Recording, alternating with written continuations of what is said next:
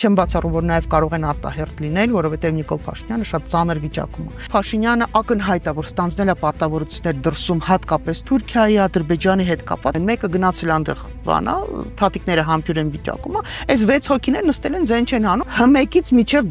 գլխավոր դատախազ։ Զավթած է ամբողջ իշխանությունը։ Դուք պիտի տեսնեք ոստիկանության շրջանում դժգոհության աստիճանը, ախր ես չգիտեմ իրան զեկուցում են, թե չէ, այս մեր ընկերոջը, այս կռիվը շատ ծանր կռիվ է։ Հասարակությունը ապստամբելու իրավունք ունի։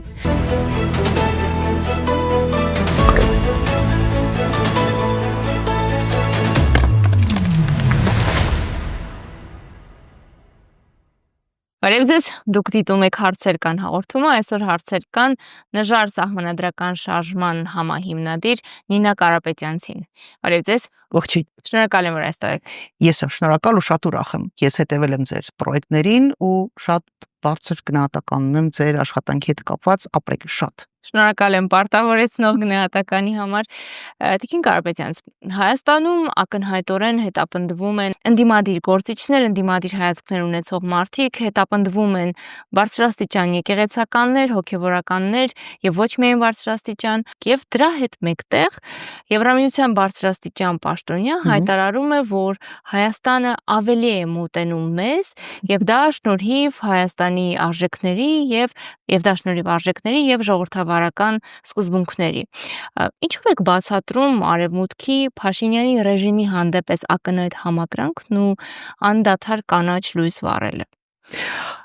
Կարևոր հարց է, գուցե ձեր հասակակիցները դուք ավելի երիտասարդ եք, ինչ որ բան բաց թողած կլինեն նախկին process-ներից։ Ես հիշում եմ ժամանակ, երբ մենք ունենում էինք ընտրություններ, որտեղ գիտեք, այն ինչ որ մենք տեսնում ենք հիմա ընտրությունների ժամանակ, դա համեմատելու չի այն ինչին այն ականատես ենք եղել ժամանակին, ու երբ որ այդ նույն Եվրամիության, Եվրոխորհրդի, տարբեր եվրոպական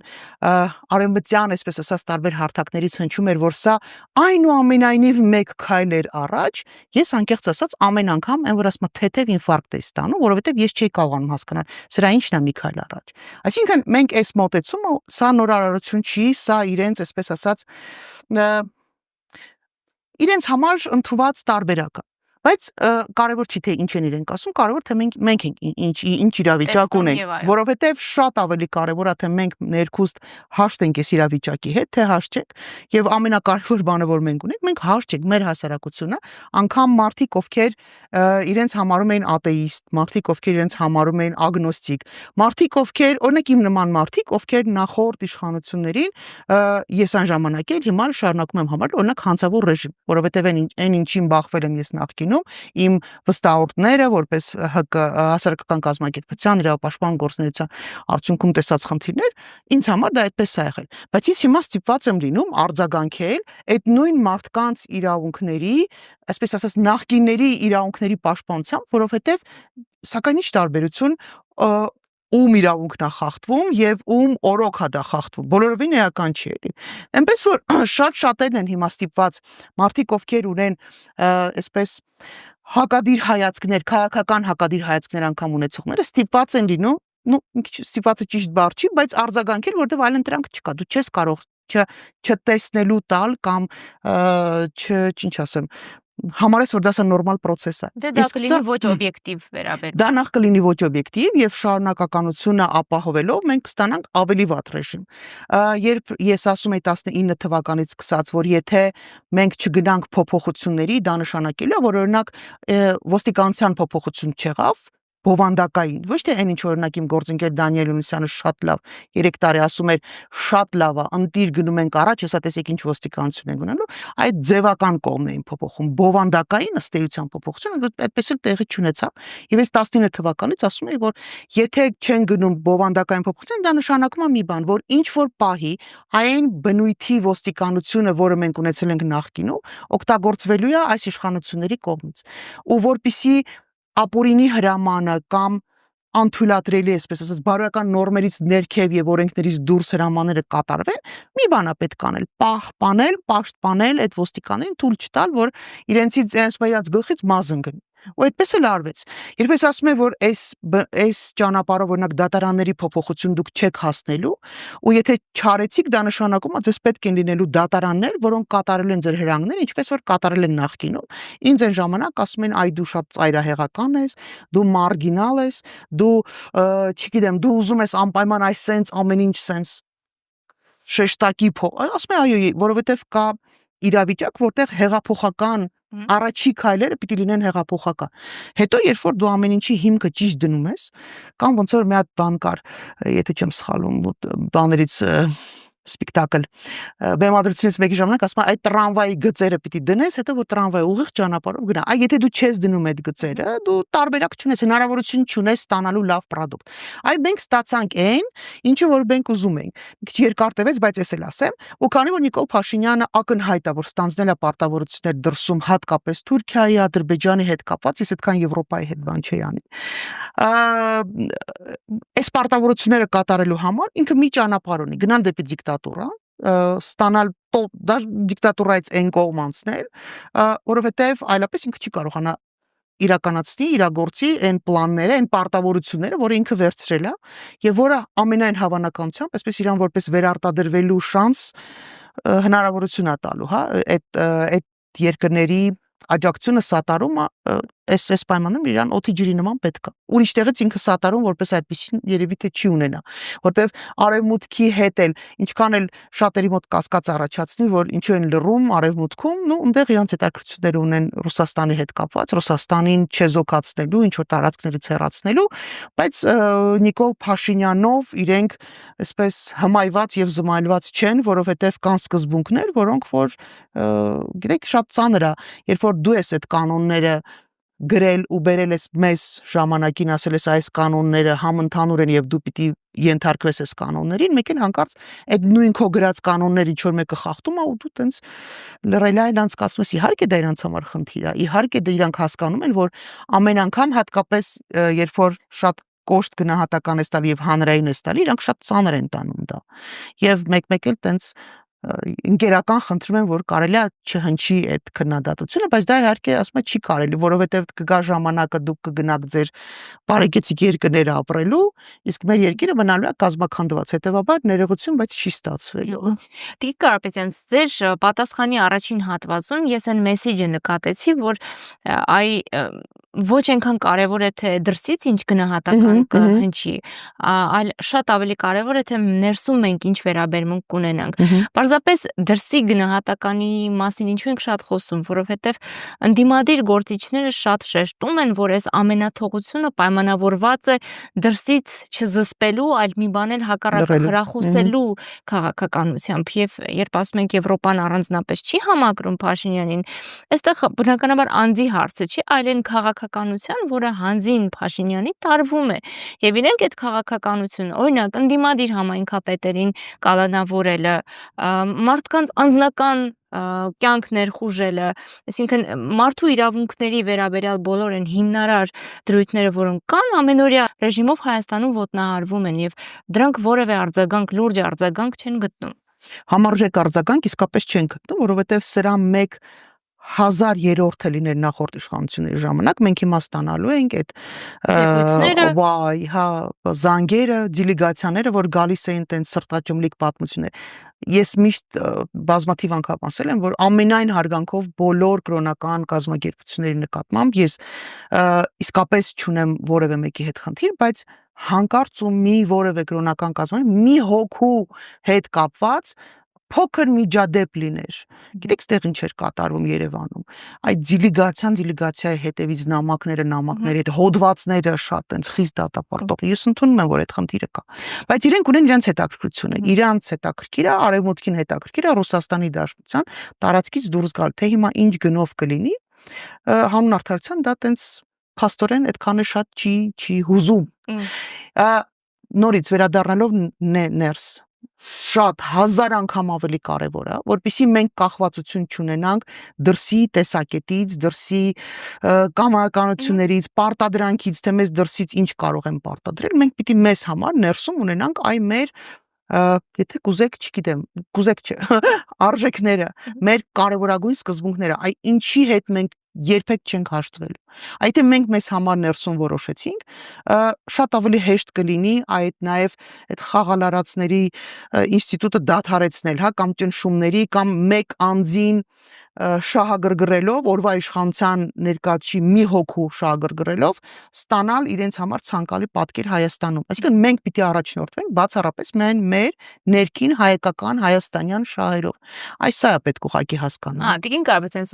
ներսում վերաբերմունք ձևավորելու եւ հայկական շահը մշտապես առաջ մղելու համար եւ այդ գիտակցումը ամրապնդելու համար շատ կարեւոր դեր ուներ քաղաքահասարակություն կոչվածը։ Ակնհայտորեն այդ սեգմենտի զգալի հատված սերտաճեց իշխանության հետ, մի մասն էլ որոշ ներկայացուցիչներ, ինչպես դուք եք ասել, ձեզ թիտում են պասերով խաղում են իշխանության հետ։ Ես ավելի վատ բաներ եմ ասել, առանձին փակ հանդիպումների ժամանակ ավելի վատ բան եմ ասել, բայց եթերային ֆորմատը թույլ չի տալիս այդպես ձևակերպել, ինչպես ես իրանց ասել եմ, որովհետև դա իսկապես հանցավոր process է։ Երբ դու զբաղեցնում ես իշխանությունների եւ ժողովրդի մեջտեղը որպես բալանսավորող, որպես ժողովրդի ձայնը լսելի դարձնող, որպես իշխանությունների զսպելու էլի բազմաթիվ գործիքակազմեր ունեցող այդ նիշան զբաղեցնում ես, բայց դառնում ես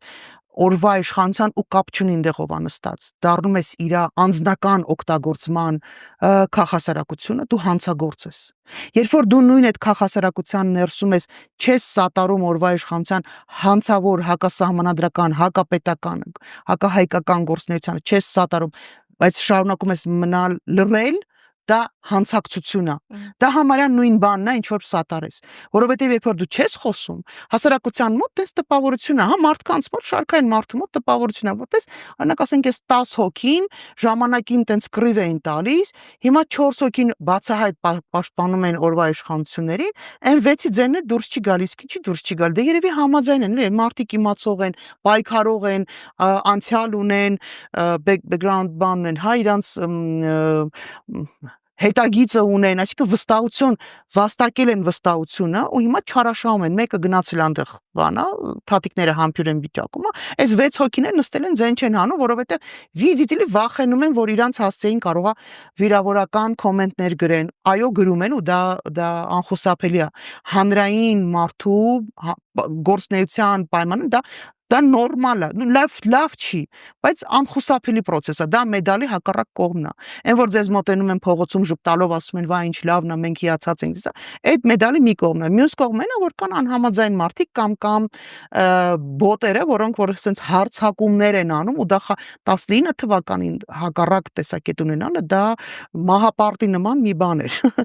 Բայց հիմա էլ հակառակ տեսակետի համար կալանավորում են, այնպես չի։ Հա, էդ էլ է տարբերակ, բայց լավ, եկեք բան անենք, էլի։ Օրինակ մարտի 1-ի ժամանակ այնքան մարդ էին կալանավորել, այն որ ումից հարցնում էր, ասում էր բան, կալանավորված է։ Սա նորմալ պրակտիկա չէ, սա պետքա դադարեցնել։ Հա, Տիկին Կարապետյանց, երբ նախկինում անընդունելի բարքերին անդրադարձ արվում է, խնդիր չեմ տեսնում, բայց այս ամեն ինչը արվեց, որ չլիներ նախկինի շատ ճիշտ եք ասում, բայց որպեսզի այսօր չկրկնվեր այն ինչ մենք տեսել ենք 2008-ին ու դրանից առաջ դրանից հետո,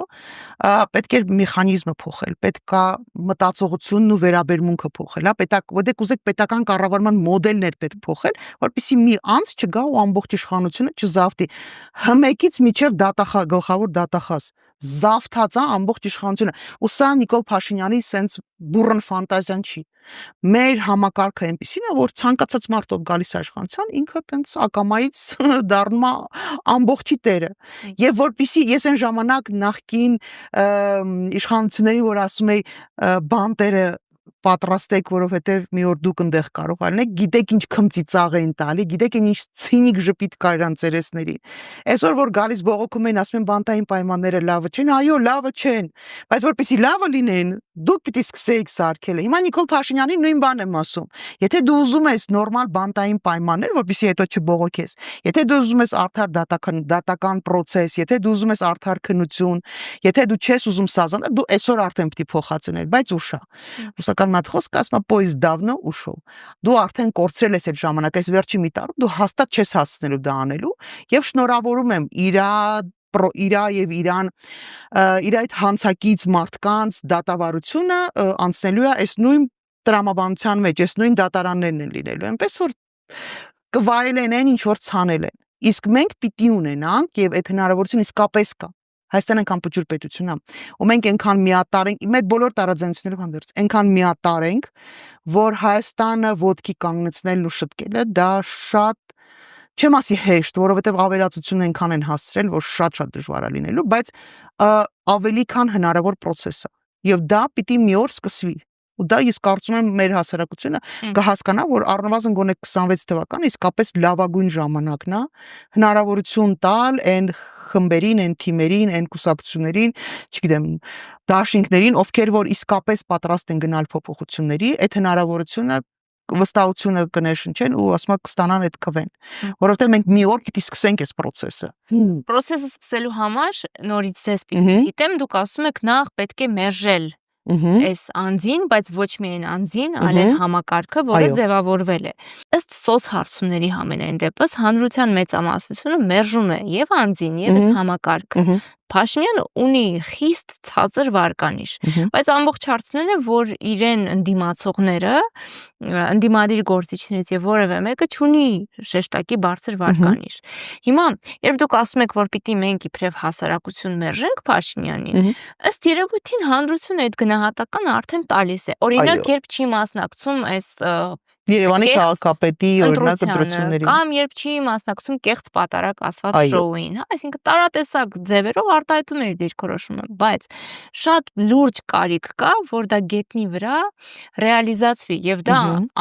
անողները, դրա պատասխանատվությունը քաղաքական գործիչներինն է։ Հաստիքը, այսպես ասած, այդ մարդկանցն է։ Հիմա, բայց մենք տեսնում ենք նաև մի այլ պատկեր, որ հեղինակություն ունեցողներին, քիչ թե շատ հեղինակություն ունեցողներին մեկուսացնում են։ Հիմա այս պայմաններում ոնց գնալ ընտրության, վստահ լինել, որ քվեն տեղ կհասնի եւ վստահ լինել, որ այլ իրականություն չի բեմադրվի այս իշխանության կողմից, որը ունի անսահմանափակ ռեսուրսներ։ Մի քանի հարց, հիմա հերթով փորձեմ գամ։ Նախ ամենակարևորը հատկապես երիտասարդությանը պիտի խնդրեմ, չէ, մեծերին էլ, այս ընտրություններին պարտադիր պետքա գնալ մասնակցել, որովհետև Նիկոլ Փաշինյանի միակ վերարտադրվելու հնարավորությունը դա եթե բողոք ունեցող անհամաձայն մարդիկ ուղղակի չգնան ընտրությունների, դրա հաշվին Նիկոլ Փաշինյանի հավաքած ձայները կունենան բավականին բարձր տոկոս։ Հետևաբար գնալ ընտրությանը դա ձեր սրբազան պարտքն է եւ պատասխանատվությունն է։ Այո, խնդիրներ կան, դժվարություններ կան, ժամանակը ծայրահեղ ծանր է, բայց մարդիկ պիտի հասկանան, եթե ձեր ձայնը կարևոր չլիներ, այդ թվում նաև այս իշխանությունը չէր գալու ձեր ձայները մուրալու, բառացիորեն մուրալու։ Ձեր ձայները տարիներ շարունակ առել են, հասկանում եք, այն որ ասում է կանխիկ փողով, քյաշ փողով ձեր ձայները առել են։ Եթե կարևոր չլինեն ձեր ձայները, ոչ այդքան փող կծախսեն, ոչ այդքան ժամանակ ձեր վրա կծախսեն, այնց կանտեսեին կանցնեն, բայց յուրաքանչյուր մարդու մեկ ձայնը դա բացառիկ կարևորություն է։ Դուք ճակատագիր եք որոշելու, այդ մի ձայնն է, որ որոշելու է, հենց քո անձնական քո մի ձայնն է, որ որոշելու է այս պետության ապագան։ Ընդհանրապես մենք դեռ ունենք ժամանակ, առնվազն գոնե ինչքան մի 6-7 ամիս եթե չեմ սխալվում դեռ ժամանակ կա, արդեն ես էլ եմ չափը կորցրել ժամանակի։ Հերթականին, այո, չեմ բացառում, որ նաև կարող են արտահերթ լինել, որովհետև Նիկոլ Փաշինյանը շատ ծանր վիճակում է։ Հիմա այն ինչ որ ես սկզբից ասացի, որ ամենամեծ դժվարությունը դա մարդկանց վստահությունը վաստակելն է եւ այդ ամբողջ process-ը կապիտալիզացնելն է։ Այսօր իշխանությունը իսկապես փողոցում է։ Նիկոլ Փաշինյանը ունի 0 հեղինակություն։ Այն 10-15-20% որ տարբեր հարցումներով տեսնում եք, այդ են մարդիկ են, ովքեր ինչ որ կերպ փոխկապակցված են Նիկոլ Փաշինյան։ Այն ովքեր որ երբեք որևէ պաշտոն չէին կարող զբաղեցնել, այդ մարդկանց բարեկամներն են, իրենց մտերիմներն են։ Նրանք ովքեր որ կարողանում են ծանոթության միջոցով բաներ, հա, մրցույթներ շահել, ասֆալտ փռել, տենդերներ ու մնացած էս ամեն ինչը։ Փող աշխատող 2 կոպեկ փող աշխատողները։ Մնացածը մոտավորապես 60-ից 70 տարբեր հարցումներ միջև 80% մարդիկ ներողություն զզվում են բոլորից։ Եվ այն թիմը, այն խմբերը, որոնք իսկապես կկարողանան վաստակել, որովհետև այդ ամենադժվար process-ն է, վստահությունը մարդկանց, իրենք կարող են իսկապես բերել հավաքագրել այդ 60%-ը։ Այն ինչ որ տեղի ունենում հետապնդումների հետ կապված, դա անխուսափելի process է։ Նիկոլ Փաշինյանը գնում է դեպի դիկտատուրա։ Դա պետք էր կանխատեսել ավելի շուտ։ Եվ այս ինչ ասեմ, այս կործանման ընթացքը կամ ավելի շուտ էր պետք կասեցնել 21 թվականին կարողանալ համախմբվել ինչ որ ձևի, ոչ թե գնալ 36 հատ, չէ 36 շատ ասցի լավ, 25 հատ կուսակցություններով եւ դիտավորյալ գնալ ու փոշիացնել կամ չհասկանալով գնալ ու փոշիացնել ձայները, որովհետեւ այն մարդիկ, ովքեր որ ավելի քիչ ձայներ հավաքեցին, նրանք ուղղակի սպոյլ արեցին, իրանք ուղղակի մասնակցեցին արեստական ապահովելով Նիկոլ Փաշինյանի վերարտադրությունը։ Ասենք, եթե այս մարդիկ իսկապես ազնիվ են, գիտակիցին, նրանք պիտի հասկանան, որ դուք պիտի միավորվեք։ Մնացածը ձերբակալությունները, կալանքները, քրեական գործերը միջև Նիկոլ Փաշինյանը չհեռանա, սա այս ահետը ուղղակի չի կանգնելու։ Ու ցանկացած մարդ պիտի պատրաստ լինի, գիտակցի, որ եթե դու մտնում ես, եթե որ պահից որ Նիկոլ Փաշինյանը քեզ գնահատեց որպես իրական հակառակորդ, ինքը կամ քո վերաբերյալ քրեական գործերը հարուցելու կամ կալանավորելու է եւ ցավալի ավելի ծանր դեպք կարող ենք ունենալ, դա օրինակ մահափորձը չկանխատեսելը, չկանխարգելելը։ Ես ներողություն եմ խնդրում հարազատներից Վալդիայի, բայց սա պետք է հասկանալ, որ սա եւս այդ հնարավորություններից մեկն է, որովհետեւ եթե դու քո սրտի ընդդիմադիր, այսպես ասած, քաղաքական գործի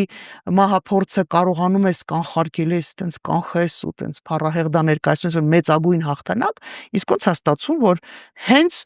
ընդդիմադիր գործի մահափորձը դուք չեք կարողանում կանխեք։ Իսկ այդ ինչ տարբերակված է։ Իսկ միգուցե ուղակի չտեսնելու եք տվել, չլսելու եք տվել, չնկատելու եք տվել։ Կա տարբերակ, ինչու ոչ, որովհետև ընտրություններից ընդառաջ այս մարդիկ զրոյական բարոյականություն ունեն, զրոյական արժեհամակարգ ունեն, եւ ոչ մի բանով չեն խորշելու։ Երբ ասում եք իշխանությունը փողոցում է, դուք այնուամենայնիվ պատկերացնում եք, որ այդ վերցնելու process-ը ընտրություններով պիտի լինի։ Ես միշտ նախընտրում եմ քաղաքակիրթ եւ ժողովրդավար տարբերակները եւ այո, ընտրություններով ես գտնում եմ, որ ընտրություններով հնարավոր է փոխել իշխանություններին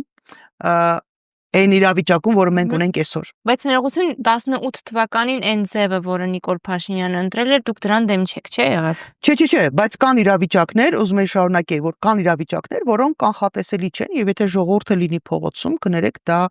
որևէ մեկը չի կարող ոչ կանգնեցել, ոչ էլ ապօրինի համարել, որովհետեւ ես միշտ ասել եմ, ինձ դրա համար եւս իմ քաղաքասարակության նախկին գործընկերները քարկոծում են մի այլ կարգի, որովհետեւ, չգիտեմ, մի խոսքով լավ։ Ես միշտ ասել եմ, որ հասարակությունը ապստամբելու իրավունք ունի։ Եթե իշխանությունը զավթված է, եթե իշխանությունը ընտրություններով փոխելու հնարավորություն չես տալի ժողովրդին, եթե դու անում ես, եթե օրվա իշխանությունը ընդգծված հակապետական գործողություններ է անում, այո, ժողովուրդը ապստամբելու իրավունք ունի։ Եվ ես համարում եմ, որ 18 թվականին ժողովուրդը արել է ապստամբություն, այն ինչ որ արեցին այս սրիկաները, հետո կապիտալիզացնելուց հետո այդ հեղափոխությունը դա իհարկե լրիվ ուրիշ պատմություն է, բայց մեր ժողովուրդը ուներ իրավունք ապստամբելու եւ ապստամբեցին մարդիկ։ Սա շատ նորմալ process է։ Ցանկացած իշխանություն միշտ պիտի աչքի առաջ ունենա, որ ժողովուրդը իրավունք ունի ապստամբելու, ժողովուրդը իր իրավունքները պաշտպանելու համար ինքը կարա ընտրի պայքարի փողոցային տարբերակը ու դա շատ նորմալ է ու դրանից թող ոչ մեկ չնեղվի։ Հիմա մի պահել կարծես այդ բանն էին շատ մոդայիկ էր դարել, ասում էր տեսակ դուք 18 թվականին դուրս եկաք փողոց, տեսակ դա ինչին դա պատճառը դա չէր։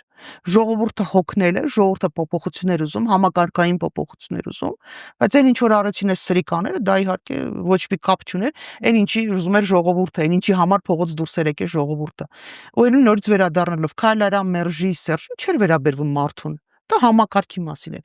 Քայլ արա մերժի Նիկոլին, ընդամենը դա ինձ համար հասկանալի չի։ Ու ինչ ու հետո նորից ինչ որ մի բան, որից հետո մենք չենք հասկանալու ինչ արելու, չէ, շատ կոնկրետ։ Այո, Նիկոլ Փաշինյանը պիտի հեռանա, դա անգամ քննարկման ենթակա չի, դա անխոս, բայց Նիկոլ Փաշինյանը կներեք ասում արդեն հեռացված է։ Ժողովուրդը իրան մերժել է հավասարապես, ինչպես ժամանակին մերժեց մնացածին։ Դուք ընկերից առաջ նշեցիք Նիկոլ Փաշինյանը արդեն պարտված է, որովհետև քաղաքական գործոն չէ։ Բայց Տիկին Կարապետյան, տեսեք, այդ մարդը ամեն առավոտ որոշել է ինչ-որ ժեստիկուլյացիայով ուշադրություն գրավել եւ ստացվում է մոտը։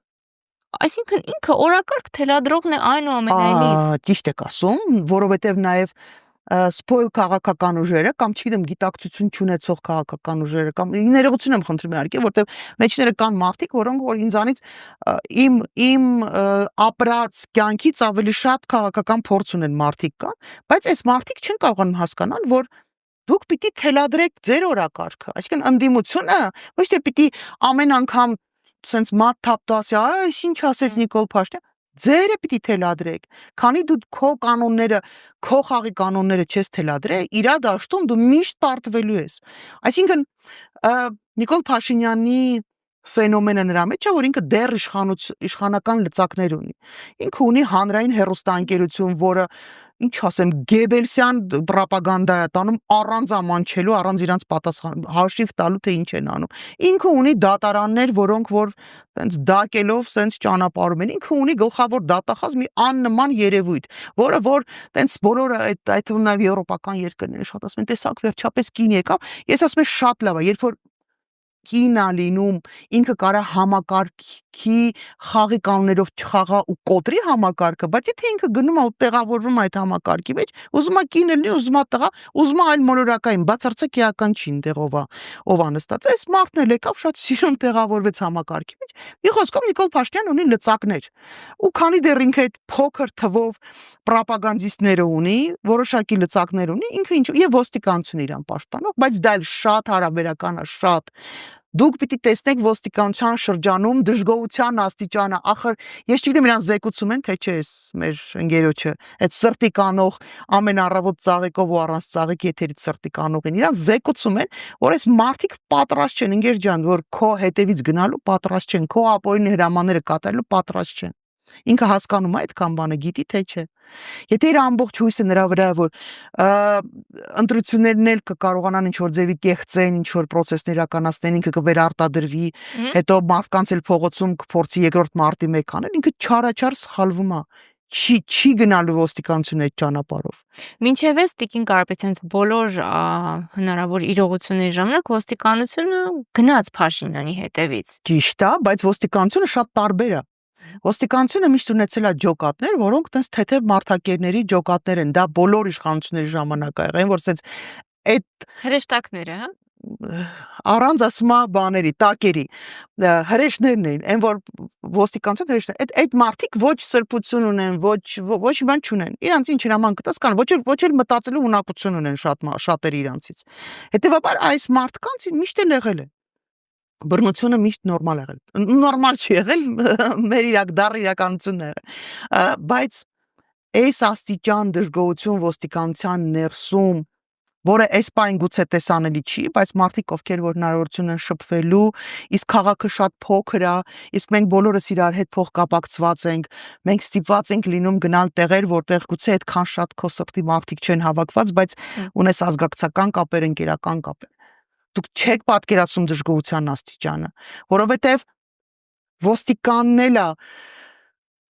Արցախում կռվել, շատ ոստիկաններ, ընկերներ են կորցրել, իրանք են գնացել, իրանք են պայքարել կռիվ տվել, բա դու գաս ու տենց զրոյականացնես ու ոչ մի բան, բա զինվորականն էլ է հասկանում, չէ, այս ամբողջ process-ը, որ դու հակահայկական եկեղեցուն դու ոստիկանին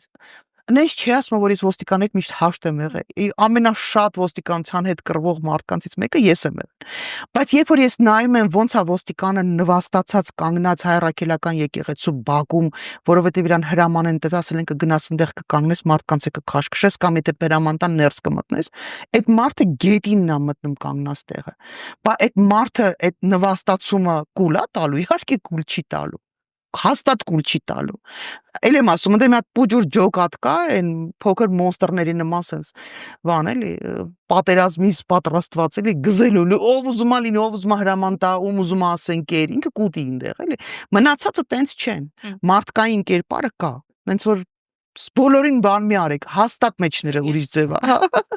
Նիկոլ Փաշինյանը վերջերս ես սովորաբար աշխատում եմ իր մասին հարցեր չտալ, բայց իմ հարցը առանձնապես իրեն չի վերաբերում, այլ այն մարդկանց, որոնք այս կամ այն կերպ լեգիտիմացնում են այն ամեն ինչ անում է Փաշինյանը։ Հիմա Նիկոլ Փաշինյանը հանրային խորհուրդ կոչված կառույցի ներկայացուցիչներին տանում է ցույց տալու Կիրանցի պատը։ Այսինքն էքսկուրսիա է էլի կազմակերպել այդ մարդկանց համար։ Ենթադրենք մինչև այդ մարդիկ զբաղված են եղել շատ ծանր գործունեությամբ եւ այլն, էքսկուրսիան լավ առիթ էր Նիկոլ Փաշինյանին ուղղելու հարցեր, որովհետեւ հանրային խորհուրդ ի վերջո կոչված է բարձրաձայնելու հասարակության տարբեր շերտերի շահերը։ Հիմա լրիվ լեգիտիմ իրավունք ունեն հարցնելու Նիկոլ Փաշինյանից. ինչ է անում եկեղեցու դեմ, ով է իրեն իրավունք տվել ոտնահարելու կարևորագույն ինստիտուտը, ինչու է մարդու իրավունքները այդ կերպ ոտնահարվում, ինչու են հանրության տարբեր շերտերի իրավունքներ այդպես ոտնահարվում, անտեսվում։ Հիմա այդ մարդիկ ինչու այդ հարցերը չեն տալիս։ Էս էլ է, հա, փաստորեն նշանակովի դերակատարում ոնց որ են քաղաքասարակությունը։ Ну, քաղաքասարակությունը մի քիչ սպეციფიკա, այնտեղ շատ նշանակովի չեն կարող, այնտեղ ինքնուրույն ստեղծվող կազմակերպություններ կարող են լինել, բայց շահերը կարող են համընկնել։ Դե ոնց ասեմ, համարը նույն մարդկանց են, էլի, այդ քաղաքասարակությունից բերել սիրուն տեղավորել այդտեղ։ Տենց շատ մեծ տարբերություն չկա։ Այ հիմա տպավորություն չլինի, որ հանրային խորհուրդը եւ քաղաքասարակությունը երկու տարբեր կառույցներ են, որոնք սենց տարբեր ու այսքան սատարում ունեն։ Ничего подобного. Այդ նույն մարդիկ են, էլի։ Նույն մարդիկ են, ովքեր կարող են գալ եթերից թեթև քննադատել կամ լռել, ընդհանրապես ոչինչ բանի մասին չխոսել, դե իրանք էլ այ հենց այդ նույն քաղաքասարակությունը, որը մեկ էլ հայտնվում է այնտեղ, որտեղ որ պետքա այսպես ձևական ցույց տալ, որ կա եւս մեկ սահմանադրական կառույց, sense ամրագրված, եւ դա հանրության տեսակետը, եւ դա այդ բալանսն է, վարի չի պահում։ Երբեք չի պահել, այսօրը չի պահում։ Ընդհանրապես այդ կառույցը պետքա լուծարել։ Իզուր տեղը ասում է այդքան բան ենք։ Ռեսուրս ենք տանում, օտարի աչքին էլ թոզ ենք փչում, ասում ենք թե մենք բալը տեսեք ինչ կառույցներ ունենք։ Ոչ մի կառույց էլ չունենք։ Այնտեղ երբեք հանրային խորհուրդը հանրության շահերը չի ներկայացրել, այսօր էլ չի ներկայացնում։ Մարդիկ են գնացել, որոնք ինչ ասեմ, լավ Աստված իրանց հետ, գիտեք, ասում է, եթե վերև Աստված կա, ենթադրում եմ, որ կա, որովհետև եթե մենք հայերը այսքան ժամանակ կարողացել են գոյատևել ու դեռ պետականություն էլ ունենք, ուրեմն հաստատ վերևը Աստված կա, որտեղ այդ տրամաբանությամբ, որով առաջնորդվում են քաղաքասարակությունը, մեր կուսակցությունները, չգիտեմ, ասեք, ելով կա հանրային խորհուրդներն ու տարբեր ղեկավար պաշտոններ զբաղեցնողները, այս տրամաբանությամբ մի քանի հազար տարվա պատմությամբ, sense որ նայած այդ նույն կործանարար տրամաբանությամբ գործում, մենք պիտի չլինենք,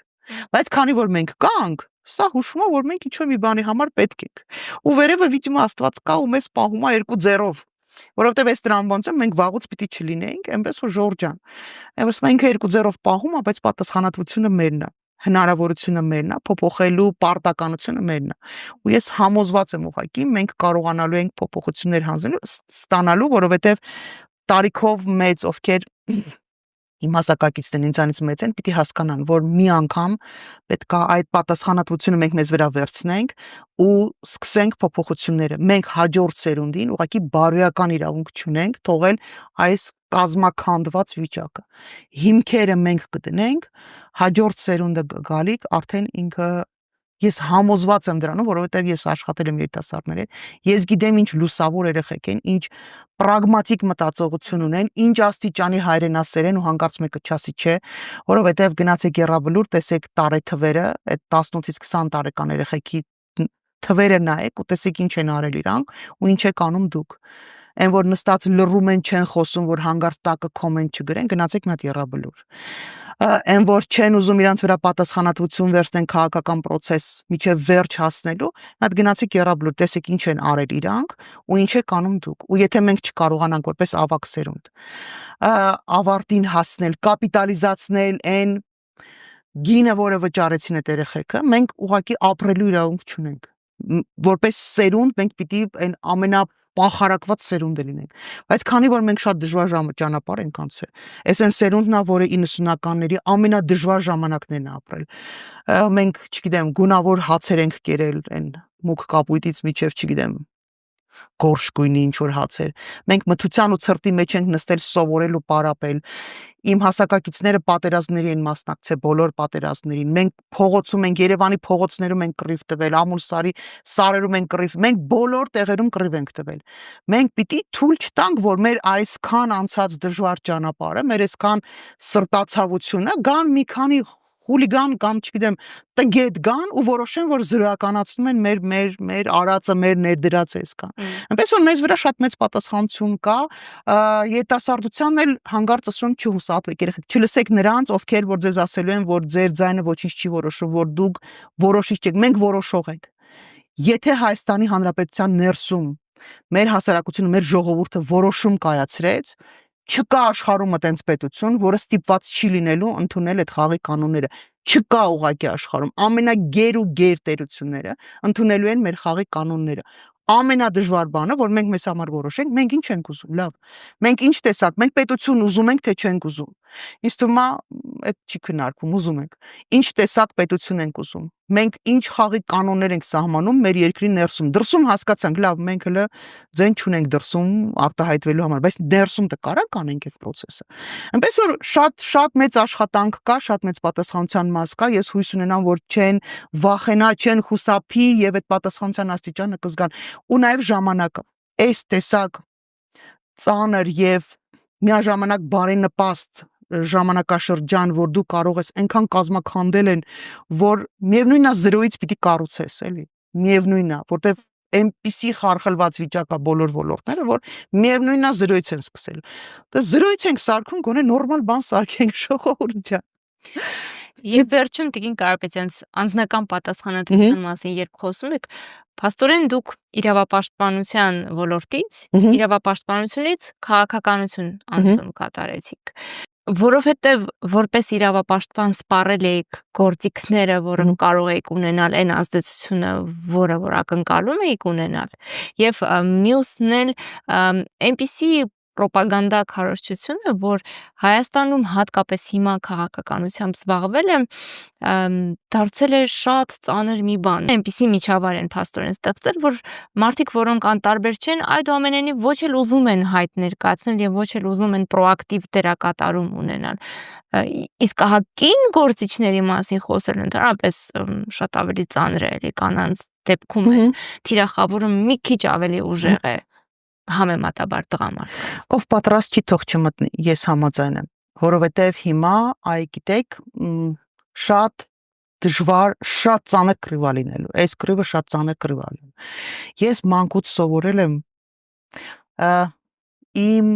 նպատակներին հասնելու, եւ ես պատրաստ եմ իմ նպատակներից երևի սենց մասշտաբային ամենա ունենալ պետականություն, հայկական ամուր կայացած պետականություն։ Ինձ հետաքրքիր չի գինը, որովհետև իմ երեխաները արդեն բավական մեծ են, իրանք կայուն են, իրանք գիտեն ինչ պիտի անեն, իրանք շատ լավ պապա ունեն, ու ես համարում եմ, որ ամեն մարդ իր երեխայի ապագայի համար պիտի անի ամենաողջամիտ քայլերից մեկը, որովհետև երեխայի համար բարիք ստեղծելը դա միայն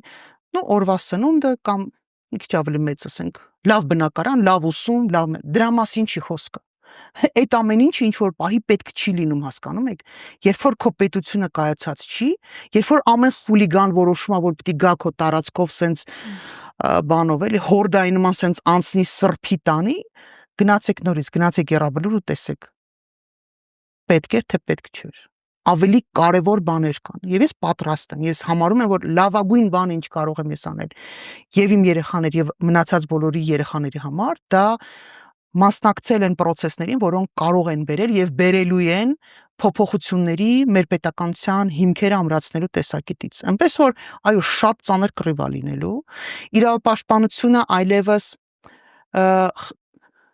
հնարավոր շատ ավելի սահմանափակ գործիքակազմ ունի եւ դու կարող ես պաշտպանել 1-ին, 2-ին, 100-ին, 1000-ին անհաշվելի թվով մարդկանց, բայց ամբողջ համակարգը փոփոխել դու չես կարող։ Դա այդ գործիքակազմը չի։ Եվ հետեւաբար կա դրա համար մի գործիքակազմ, դա շատ նոր էլ եմ ասում, շատ ծանր է լինելու, ես գիտակցում եմ, որ ծանր է լինելու, բայց քանի որ ասում եմ, ես միշտ չարաճճ եմ եղել ու դժվարություններին երբեք չեն կանգնեցրել, ես պատրաստ եմ այդ հարվածները ընդունելու, որովհետեւ այլ ընտրանք չկա։ Այլ ընտրանքը դա Հայաստանից թողել գնալն է, բայց էդ էլ շատ տխուր պատմություն է, տեղեկացնեմ, որ այլևս գնալու տեղ էլ չկա։ Չկա աշխարհում մի տեղ, որը ավելի ապահով կարա լինի, քան Հայաստանը, եթե մենք ճիշտ կառուցենք Հայաստանը, չկա ուղղակի։ Նայեք Եվրոպայում ինչա կատարվում, հա, այդ խառը վիճակները, Միացյալ Նահանգները, Ռուսաստան, ուր եք ուզում գնաք, չկա աշխարհում ավելի լավ տեղ, քան Հայաստանը։ Մնում է միայն, ասում է, ճիշտ հիմքերով, այն տրամվայը, որ ասում է, ճիշտ ռելսերի վրա դնել ու թողել, որ մարդը ասում ընթանա իր ճանապարհով։ Կա այդ հնարավորությունը եւ ես իսկապես հավատում եմ։ Եթե ես չհավատայի, որ հնարավորություն կա փոփոխելու, հավատացեք, չի մասնակցել այս process-ին։ Բայց ես բացի նրանից, որ գիտեմ, որ այդ հնարավորությունը կա, գիտեմ, որ ամեն